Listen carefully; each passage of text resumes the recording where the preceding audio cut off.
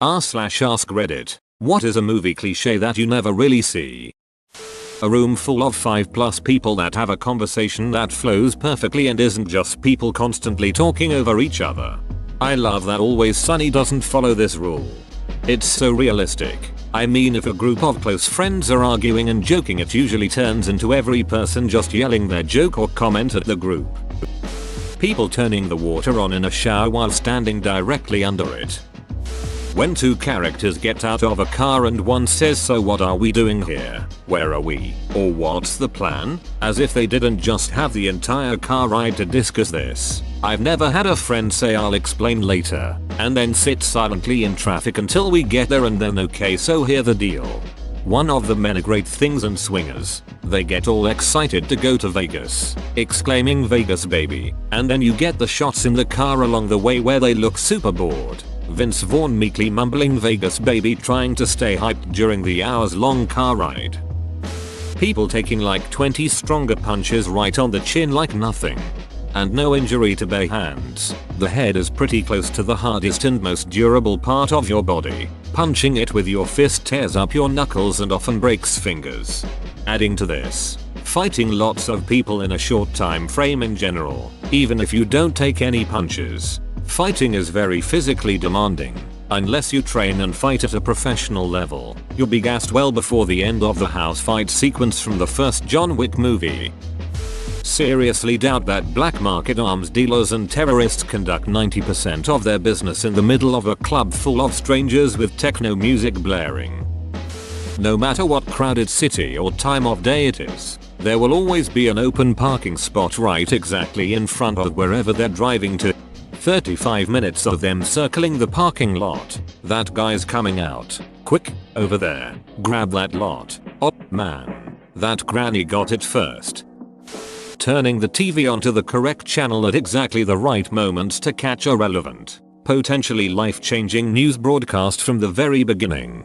Or if they aren't, they get an immediate convenient phone call saying, "Are you watching channel 4? No one ever wants to give their partner the benefit of the doubt. So many characters get caught doing something seemingly suspicious that could be explained justified by giving context. But, of course, no one wants to take the 10 seconds to hear it.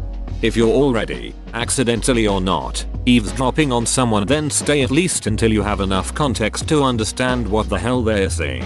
All this I've heard enough. The wedding is off. Tin is BS. Or, they instantly jump to the worst conclusion. Eventually everything comes together and they realize their so never did anything wrong, apologize, and their so instantly takes them back, despite them clearly having no trust in their so. I can explain. 30 minutes later, still hasn't explained. Or the alternative, where the whole problem could be done and over with after an explanation, but the other party just makes a big fuss and huge assumptions and never gives an option to explain.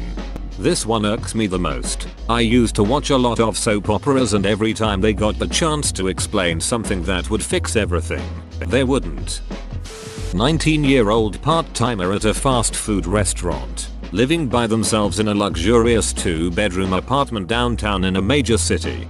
This one seems realistic. I've seen House Hunters. Mike is a dandelion farmer and Jill is a part-time yoga instructor. Their budget is $1.7 million. Joe is a gerbil psychologist, and Annie staples leaves back onto trees. Their budget is $1.28 million. And they've decided to up and move across the planet. There's no time to explain. Well, I mean, in the same time it took to say that, you could have said "there's a man chasing after me," or "we have to get to the hospital," or literally any other simple phrase that gives a general idea of what the hell is happening. This is so ducking true. Like, even a half-assed explanation is better than nothing. In every emergency I've ever been in, I've never once said "there's no time to explain." Like, I'd say at least "we need to call an ambulance. So and so is hurt," or "I need to leave. I'm feeling really scared." Person A: how do I know that I can trust you? Person B: you don't. Person A immediately proceeds to trust person B. This is my favorite one because it's so true. I can even hear it in my head. The music playing in the background as person B smolders after delivering that line, as person A gives them a knowing look of trust.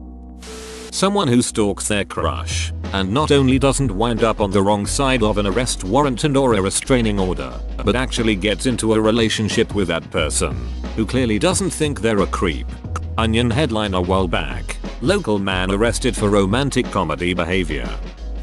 Physical bullying in high school, like throwing drinks, stuffing people in lockers, etc. Maybe it's my school, but bullying is almost always psychological. Rumors, mean comments and jokes, and exclusions. I went to 5 different schools. There was some bullying, but I've only been physically touched once and never really heard of anyone getting physical. Kids are just dongs with their words. Might be a different time, but I went to HS in the late 90s in Massachusetts, and the kids on the bus were mean. Really physical bullies. One time they broke a window by smashing a kid into the wall so hard it dented outwards and a crack ran up the glass. The nerdy girl letting her hair down and suddenly becoming hot. I mean, she's got paint on her overalls. What even is that? Getting knocked out cold and being perfectly fine. Being knocked out long enough for someone to drive you to another location. You would have some serious brain damage if you were knocked out for that long. Even worse, people waking up from a coma and then just walk it off like it's nothing. Maybe a half an hour and a shrug and everything is back to normal. I guess OP is asking for movie cliches that never happen in real life, but there actually are some classic movie cliches that somehow became cliches while almost never actually being used in any movies. The two that immediately come to mind are the bandit tying the damsel to a train track, was only used in a couple of very obscure early silent shorts, and mysteries where it turns out the butler did it. Has been used ironically a few times, but someone did a survey once and only turned up one minor Agatha Christie novel that used this trope earnestly. I also had a student ask me once which movie it was that started the cliche of a private eye sitting at his desk with a bottle of hooch when a dame walks in who looked like trouble, and was shocked when I realized I couldn't name a single movie that actually begins that way in earnest, though, again, it's been used ironically a few times. Incidentally, I don't think any of those cliches ever happen much in real life either, so double whammy. Having a table full of breakfast in the morning and taking only a strip of bacon in a rush to school work. Yeah, if my parents ever made me something like that when I was at school, I'd just be late to school. Duck that. In fairness, I doubt any mother wouldn't know what time their kid needs to leave for school in real life. Usually they'd be telling the kid. The meet cute, where two folks bump into each other at the grocery store and end up chatting, then dating, then breaking up over a misunderstanding, then getting back together. I actually had a meet cute happen once, but at a time I was unavailable, was riding the C train in Calgary, was selling cars at the time, so was in my suit and coat. It's winter, and there's only one other person at the stop with me, a girl in a winter coat and a super colorful tutu and tights. So I say, dress for the weather you want, not the one you have. Am I right? And she laughs and tells me she's going to a bachelorette party and they're all wearing tutus. We talk the whole train ride, get to her stop, and she asked if I'd like to join, but ultimately had to turn her offer down as I had a girlfriend at home waiting to yell at me. We didn't get along and were on the verge of splitting up, but your boy is a faithful beach. Once, and only once, has this happened in my life, and I wonder where Tutor Girl is today. No smoke when there is fire. Depends on the kind of fire. A well-made campfire burning hot will produce almost no smoke. A house fire though, yeah, all kinds of nasty materials partially combusting will produce a lot of greasy black smoke. Your handgun has 52 bullets before reloading, and you can get shot anywhere and then just walk away and deal with it later. I don't think I've ever seen one person miss a basketball shot in a movie, ever, except in basketball movies. People hanging up the phone without saying goodbye. You've obviously never talked to an Irish grandmother on the phone. My mum calls her back just to say bye mum. A woman giving birth to an obviously 6-month-old baby. That one's probably for cost reasons. You're about to go on stage in front of many people. You're nervous and kind of mess up for whatever reason. Like you touch the mic and it makes that obnoxious loud sound. The crowd may start booing. Then however you perform brilliantly, like you didn't just embarrass yourself in front of 200 people. And when you're done, someone starts clapping slowly and then everyone joins. You win the competition and get to go out with your crush. Mic gives feedback when you first speak into it, then works perfectly for the rest of the performance. Also your voice sounds angelic and flawless, almost like it was pre-recorded. I'm trying to get in shape. I would really prefer a 3-minute montage instead of the way I'm doing it right now. Food fights. Who didn't want a food fight as a kid?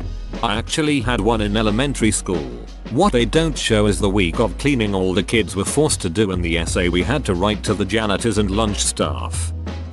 People talking in a small group about someone. A hush falls over the group. Then the actor asks, "He's standing behind me, isn't he?" This actually happened to me. I was in a small cafe in my hometown and came across some acquaintances from high school. The conversation eventually changes to be about some guy that had beef with me. I was all like, but he's in jail, which was the rumor I had been hearing. The guy I was taking to shifted his eyes to focus right behind me. I heard him chuckle behind me and I noped out of there real fast. If somebody accidentally misspeaks or fumbles over their words in a movie or TV show, it always is of great importance, and characters always just read way more into dialogue than people do in real life. Bit of a curveball, but my girlfriend always points out how if someone leaves a voicemail where they say how much they love their girlfriend, wife, husband, etc., then they're basically dying in the next scene. I am now terrified of leaving her voicemails. I love Sons of Anarchy, but one thing always bugged me about it. Motorcycle chase scenes with old Impalas or similar vehicles. Even larger motorcycles can accelerate and corner much better than a car from the 70s. Everyone is a gourmet chef in movies. Most people in real life struggle to follow the directions on a microwave TV dinner. Either I did not understand your question, or most of the replies are the opposite of what you are asking except for the banana peel guy. Whoa, you made it to the end? You're a ducking beast. I'll cut you a deal. Smash like and subscribe for more curated content, bruh. It's free and that's a great price.